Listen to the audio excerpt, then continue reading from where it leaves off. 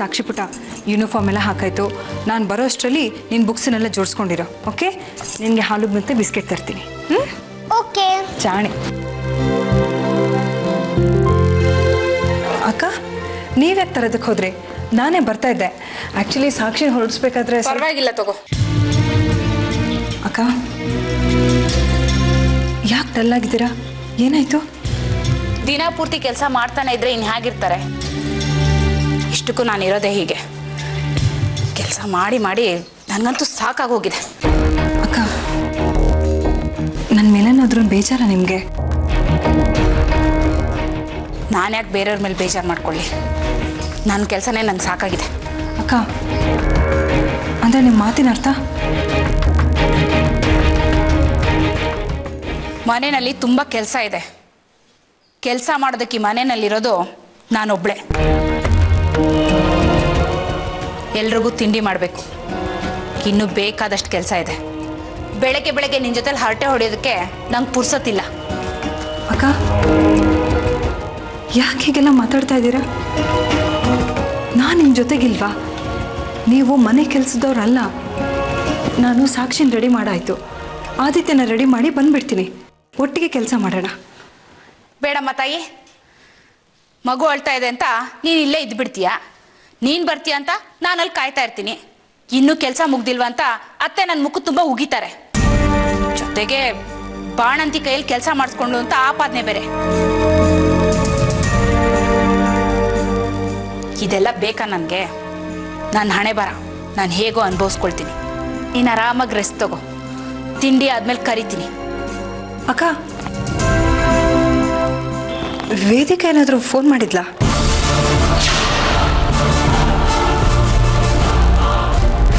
ಯಾಕೆ? ಅದು ಏನಿಲ್ಲ ಅಕ್ಕ. ನಾನು ಈ ಮನೆಗೆ ಬಂದಾಗಿಂದ ಅವಳನ್ನು ನೋಡಿರಲಿಲ್ವಲ್ಲ, ಮಾತಾಡಿರಲಿಲ್ಲ.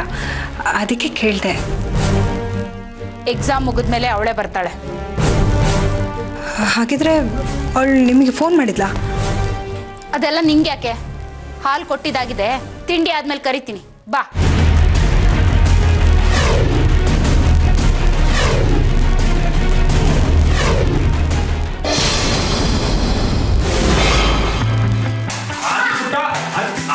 ಸುಮ್ಮನೆ ಹಿಂಗೆ ನೀರಲ್ಲಿ ಹಾಕಾಡ್ತಂದ್ರೆ ಒದ್ದೆ ಆಗ್ತೀಯಾ. ಸ್ಕೂಲ್ ಲೇಟ್ ಆಗುತ್ತೆ.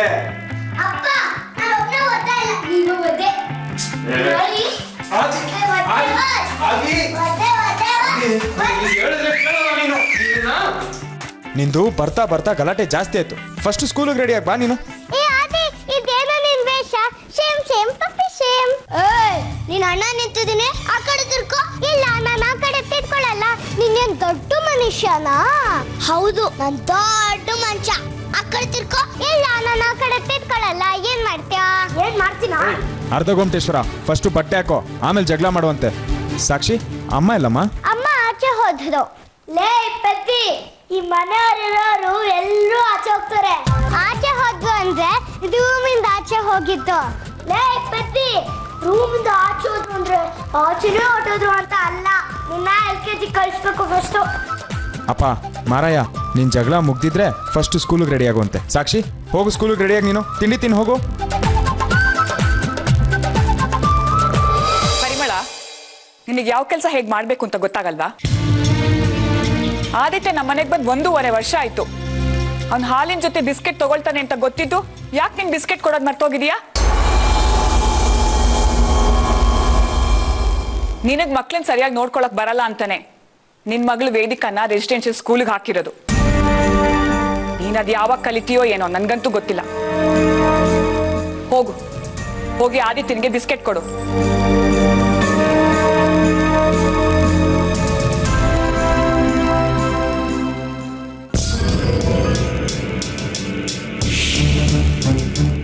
ನೋಡಿದ್ರಾ ನಿಮ್ಮತ್ತೆ ಹೇಗೆ ಮಾತಾಡ್ಬಿಟ್ಟು ಹೋದ್ರು ಅಂತ? ಅಂಗೈ ಹುಣ್ಣಿಗೆ ಕನ್ನಡಿ ಬೇಕಾ?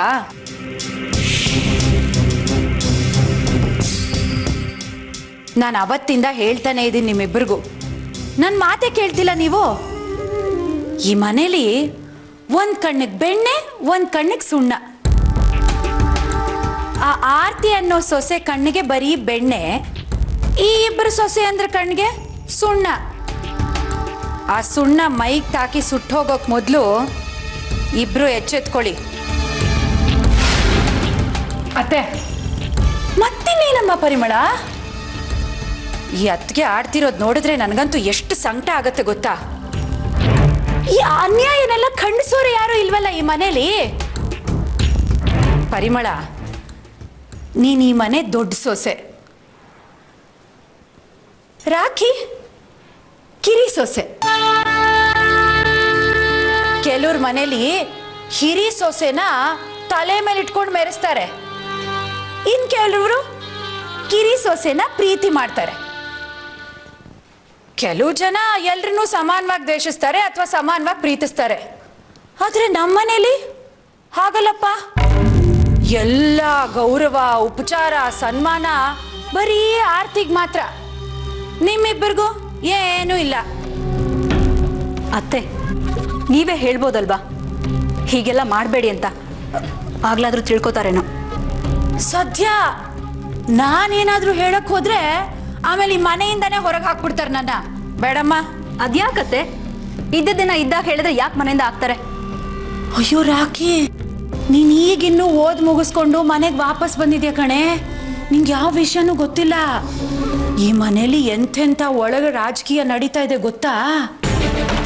ನಾನು ಈ ಪರಿಮಳಂಗ ಆಗ್ತಾ ಇರೋ ಅನ್ಯಾಯ ನೋಡಿ ಸಹಿಸ್ಕೊಳಕ್ ಆಗದೆ ಸಂಕಟ ತಡಿದೆ ಏನೇನೋ ಮಾಡಕ್ ಹೋದೆ. ಆದ್ರೆ ಎಲ್ಲ ಉಲ್ಟಾ ಪಲ್ಟಾ ಆಗಿ ನನ್ನ ತಲೆಗೆ ಬಂತು. ಆ ಆರ್ತಿಗೆ ಯಾಕೆ ಇಷ್ಟೆಲ್ಲ ಗೌರವ ಸಿಗ್ತಾ ಇದೆ ಅಂತ ನಿಮ್ಮಿಬ್ಬರಿಗೂ ಗೊತ್ತಾ? ಯಾಕೆ ಅಂದ್ರೆ ಅವಳು ಗಂಡು ಮಗನ್ ಹೆತ್ತಿದ್ದಾಳೆ, ಅದಕ್ಕೆ.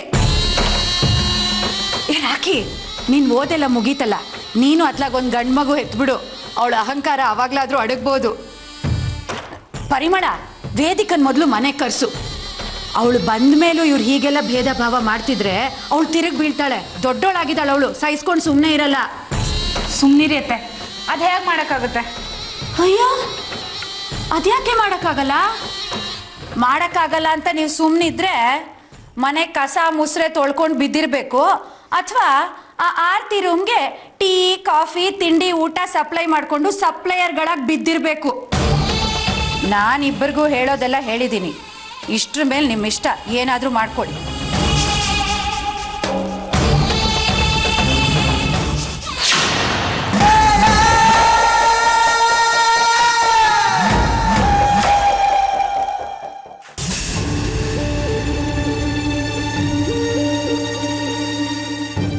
ಭಾಸ್ಕರ್, ಭಾಸ್ಕರ್, ಏನಣ್ಣ? ಮೊನ್ನೆ ಲಾಸ್ ಆಗಿತ್ತಲ್ಲ ಶರ್ಮಾ ಆ್ಯಂಡ್ ಕಂಪ್ನಿ, ಆ ಫೈಲ್ ತೊಗೊಂಬ. ಯಾಕೋ ಹೇಳಿದ್ ಕೇಳಿಸಿಲ್ವಾ? ಹೋಗಿ ತಗೊಂಬ. ಅಣ್ಣ ಅದನ್ನು ಏನದು? ಅದು ಆಫೀಸಲ್ಲೇ ಮರ್ತ್ಕೊಂಡಿದ್ಯಾ? ಫೋನ್ ಮಾಡಿ ತರಿಸು ಬೇಗ. ಇಲ್ಲ ಅಣ್ಣ, ಅದನ್ನು ಪಾರ್ಟಿಗೆ ಮತ್ತೆ ಕೊಟ್ಟು ಕಳಿಸ್ಬಿಟ್ಟೆ.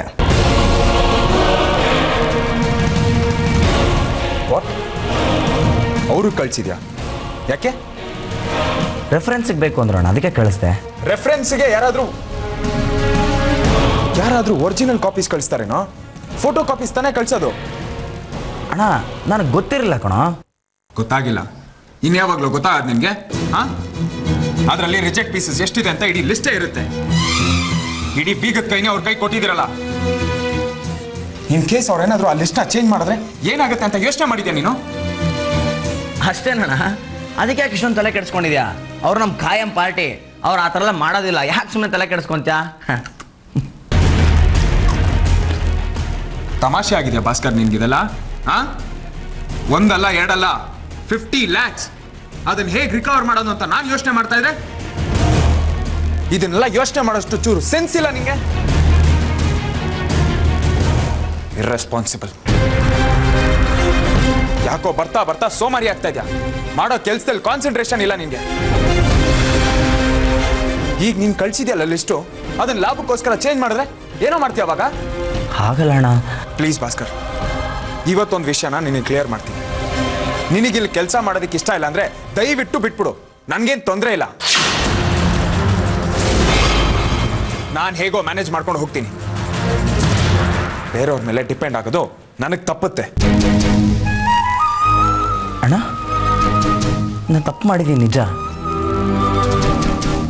ಅದಕ್ಕೆ ನಾನು ಎಷ್ಟಾರೋ ಬಯಸ್ಕೊತೀನಿ. ಆದರೆ ನಾನೀಗ ಯಾರೋ ಆಗ್ಬಿಟ್ನಾ? ನನ್ನ ಮೇಲೆ ಡಿಪೆಂಡ್ ಆಗೋದು ಅಂತಂದರೆ ಯಾರೋ ಮೇಲೆ ಡಿಪೆಂಡ್ ಆದಂಗ. ನೋಡು ಭಾಸ್ಕರ್, ಬಯಸ್ಕೊಂಡ್ರೆ ಪ್ರಾಬ್ಲಮ್ ಸಾಲ್ವ್ ಆಗಲ್ಲ. ನಾನು ಹೇಳಿದ್ದನ್ನ ನಿನಗೆ ಇಷ್ಟ ಬಂದಂಗೆ ಅರ್ಥ ಮಾಡ್ಕೊಂಡ್ರೆ ಅದು ನನ್ನ ಜವಾಬ್ದಾರಿ ಅಲ್ಲ. ನನಗೆ ಇವಾಗ ಆ ಫೈಲ್ ಬೇಕು. ತಪ್ಪು ಮಾಡಿದ್ಯಾ, ಅದನ್ನು ಸರಿ ಮಾಡು. ಹೇಗೆ ತರ್ತೀಯಾ, ಏನು ಮಾಡ್ತೀಯ ಅಂತ ನನಗೆ ಗೊತ್ತಿಲ್ಲ. I want it, just get it.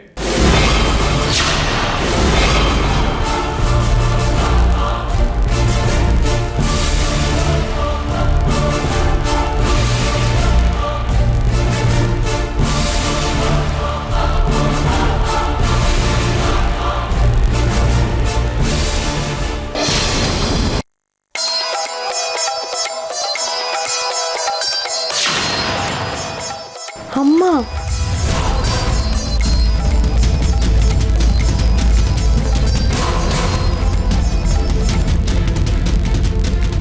Hello, ಹೇಳಮ್ಮ. ವೇದಿಕಾ, ಎಲ್ಲಿದೆಯಮ್ಮ?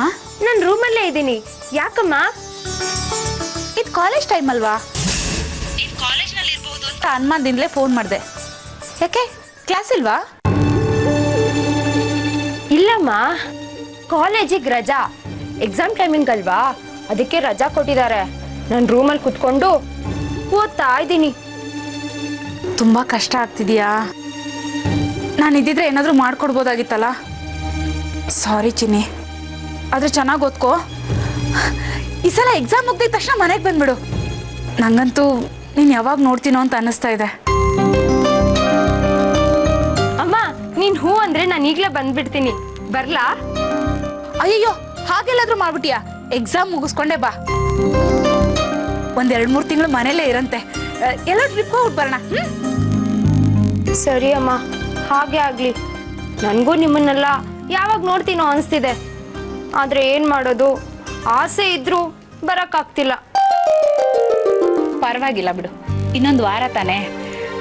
ನೋಡು ಚಿನ್ನಿ, ಚೆನ್ನಾಗಿ ಓದಬೇಕು, ನೆಗ್ಲೆಕ್ಟ್ ಮಾಡಬೇಡ, ಒಳ್ಳೆ ಮಾರ್ಕ್ಸ್ ತಗೋಬೇಕು. ಇಲ್ಲಾಂದ್ರೆ ರಾಜಶೇಖರ್ ಮೊಮ್ಮಗಳು ನೋಡಿ ಹೀಗೆ ಅಂತ ತಾತನ ಮರ್ಯಾದೆ ಹೋಗುತ್ತಷ್ಟೆ.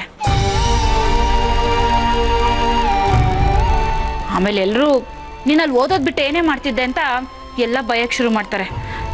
ನಿಂಗೆ ಗೊತ್ತು ತಾನೆ, ಅದಕ್ಕೆ ಚೆನ್ನಾಗಿ ಓದ್ಕೋ. ಗೊತ್ತಾಯ್ತು, ಓದ್ತೀನಿ. ನನ್ನ ಕೈಲಾದಷ್ಟು ಟ್ರೈ ಮಾಡ್ತೀನಿ, ಆಯ್ತಾ? ಅದಿರ್ಲಿ ಬಿಡು. ನೀನು ಹೇಗಿದ್ಯಾ? ದಪ್ಪ ಆಗಿದ್ಯಾ ಇಲ್ಲ ಸಣ್ಣ ಆಗಿದ್ಯಾ? ಅಮ್ಮ, ಈ ಹಾಸ್ಟೆಲ್ ಊಟ ಮಾಡಿ ಎಷ್ಟಮ್ಮ ದಪ್ಪ ಆಗಕ್ಕಾಗತ್ತೆ? ಸಣ್ಣನೇ ಆಗಿದ್ದೀನಿ.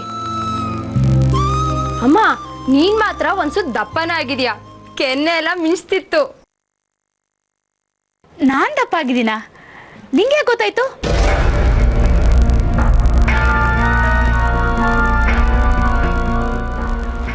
ನೀನ್ ಯಾವಾಗ ನೋಡ್ದೆ?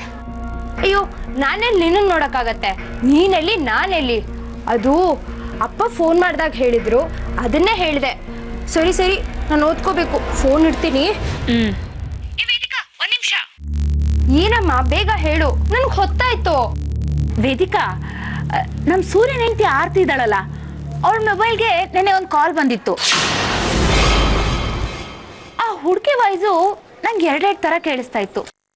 ಒಂದು ಬೇರೆ ತರ, ಇನ್ನೊಂದು ಸೇಮ್ ನಿನ್ ವಾಯ್ಸ್ ತರನೇ. ಹೆಸರು ಒಂದೇ ಕಡೆ, ವೇದಿಕಾ ಅಂತ.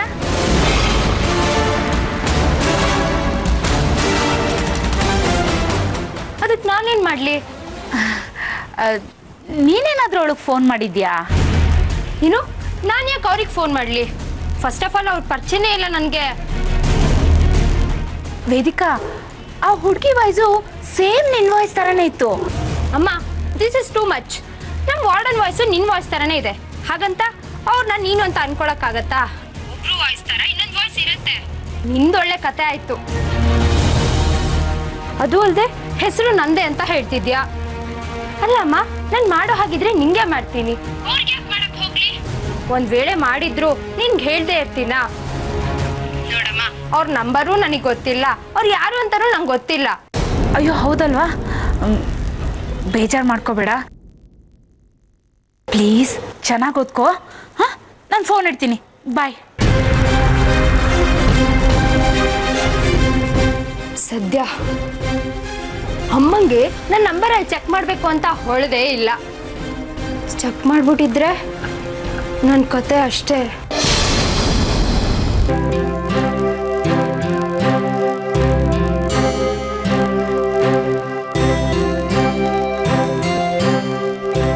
ಎಂಥ ಇನ್ಸಲ್ಟ್! ಎಂತೆಂಥ ಜನರಿರ್ತಾರೆ. ಅವ್ರೇನಾದರೂ ನನ್ನ ಸುದ್ದಿಗೆ ಬರಬೇಕಿತ್ತು. ನಾನೇನು ಅಂತ ತೋರಿಸ್ತಾ ಇದ್ದೆ ಅವರಿಗೆ. ಯಾರೇನಂದ್ರೆ ಯಾರು ಬೈದ್ರಾ? ಬೈದ್ರು. ಯಾರು? ಇನ್ಯಾರು? ನಿಮ್ಮಣ್ಣ. ಏನೋ ನಮ್ಮಣ್ಣ ನಿನಗೆ ಬೈದ್ನಾ? ಯಾಕೆ? ಭಾಸ್ಕರ್, ನನಗೆ ಬೈದ್ರೆ ಬೇರೆ, ನಿನಗೆ ಬೈದ್ರೆ ಬೇರೆನಾ?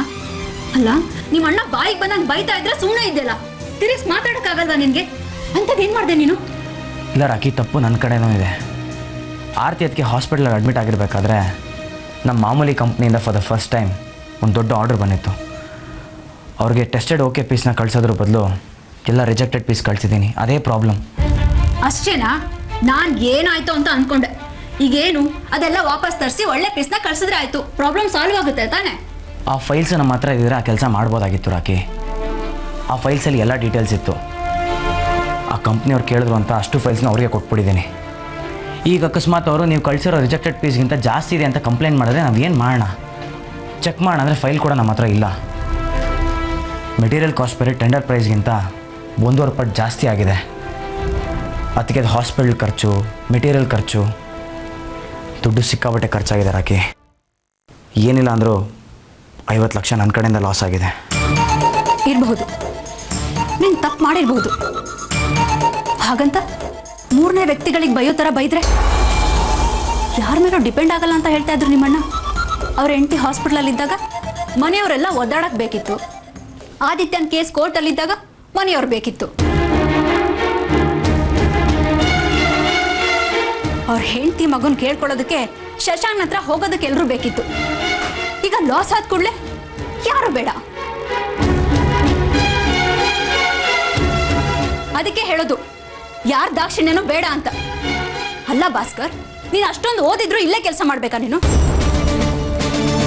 ನಿಮ್ಮಣ್ಣ ಹೊರಗಡೆ ಹೋಗಿದ್ರು ತಾನೇ ಕೆಲಸಕ್ಕೆ ಅಂತ, ಮತ್ತೆ ಯಾಕೆ ಬರ್ಬೇಕಿತ್ತು ಅವರು? ಅದೆಲ್ಲ ಮಾತಾಡಿ ಏನು ಪ್ರಯೋಜನ ಇಲ್ಲ ರಾಕಿ. ನನ್ನಿಂದ ತಪ್ಪಾಗಿದೆ ಅಷ್ಟೇ. ನೋಡ್ ಭಾಸ್ಕರ್, ನೀನೇನು ಮಾಡಬಾರದು ತಪ್ಪೇನು ಮಾಡಿಲ್ಲ. ತಪ್ಪೆಲ್ಲರೂ ಮಾಡ್ತಾರೆ. ತಪ್ಪು ಮಾಡ್ತಾ ಹೋದ್ರೆ ನಾವೆಲ್ಲ ದೇವರಾಗ್ಬಿಡ್ತೀವಿ. ಇಷ್ಟಕ್ಕೂ ಇದೆಲ್ಲ ಆಗಿದೆ ಯಾಕೆ ಹೇಳು? ಆರ್ತಿ ಅಕ್ಕ ಹಾಸ್ಪಿಟ್ಲಲ್ಲಿ ಇದ್ದಿದ್ದಕ್ಕೆ ತಾನೆ. ಇಲ್ಲಾಂದ್ರೆ ಎಲ್ಲ ಸರಿಯಾಗಿ ನಡೀತಾ ಇತ್ತು. ಅವ್ರಿಗೆ ಅಷ್ಟೊಂದು ಪ್ರಾಬ್ಲಮ್ ಆದ್ರೆ ಅವ್ರ ಕೆಲಸ ಅವರೇ ಮಾಡ್ಕೊಳ್ಳಿ. ಲಾಭ ಆದಾಗ ಒಂದೇ ಒಂದು ಒಳ್ಳೆ ಮಾತಾಡಲ್ಲ, ಅದೇ ಲಾಸ್ ಆಗ್ಬಿಟ್ರೆ ಬೈಗಳು ಸುರಿಮಳೆ. ನೀನೇನೇ ಹೇಳು, ನಿಮ್ಮ ಅಣ್ಣ ಮಾತಾಡಿದ ರೀತಿ ನನಗೆ ಸ್ವಲ್ಪನೂ ಇಷ್ಟ ಆಗಲಿಲ್ಲ. ಒಳ್ಳೇದಾದಾಗೆಲ್ಲ ನನ್ನ ಪಾಲು, ಕೆಟ್ಟದಾದಾಗೆಲ್ಲ ನಿನ್ ಸೋಲು ಅಂತ ಹೇಳ್ತಾರೆ.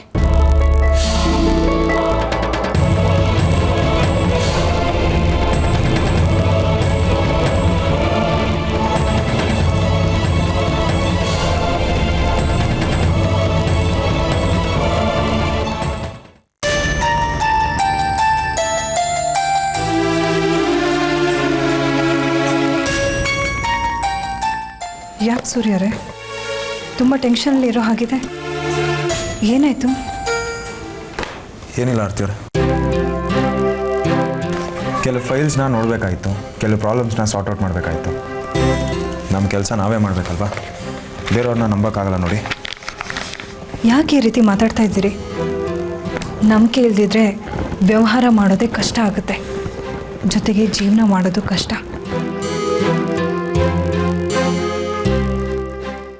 ನಂಬಿದ್ರು ಜೀವನ ಮಾಡೋದು ಕಷ್ಟ ಆಗುತ್ತೆ ಆರ್ತಿಯವ್ರೆ, ಅಲ್ವಾ? ಕೆಲವು ಸಲ ನಂಬಿದ್ರು ನಮ್ಮದೇ ಇರೋರಾಗಿರ್ಬೇಕು. ಇನ್ನು ಕೆಲವು ಸಲ ನಮ್ಮದೇ ಇದ್ದರೂ ನಮ್ಮದವ್ರಾಗೆ ನಟಿಸ್ತಾ ಇರಬೇಕು. ಅದೇ ಜೀವನ. ಈಗ ನೀವು ಸ್ವಲ್ಪ ಹೊತ್ತಿನ ಮುಂಚೆ ಭಾಸ್ಕರನ ಹತ್ರ ಮಾತಾಡಿದ್ರಾ? ಹೌದು. ಮಾತಾಡಿದ್ರು ಅಥವಾ ಅವನಿಗೆ ಬೈದ್ರು? ಯಾಕೆ ಕೇಳ್ತಾ ಇದ್ದೀರಾ? ಮೊದಲು ನನ್ನ ಪ್ರಶ್ನೆಗೆ ಉತ್ತರ ಕೊಡಿ. ಬೈದೆ, ಯಾಕೆ ಬೈಬಾರ್ದಾ? ಹಾಗಲ್ಲ, ನೀವು ಅವ್ರ ಅಣ್ಣ ಆಗಿ ತಮ್ಮನಿಗೆ ಬೈಯೋದು ತಪ್ಪಲ್ಲ. ಆದರೆ ಕಾರಣ ಏನು ಅಂತ ಕೇಳ್ಬೋದಾ?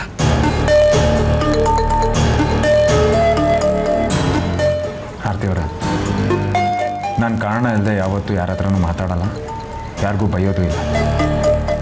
ಇವತ್ತು ಅವ್ನು ಮಾಡಿರೋ ಬೇಜವಾಬ್ದಾರಿ ತಂದಿಂದ ನಮಗೆ 50 ಲಕ್ಷ ಲಾಸ್ ಆಗಿದೆ.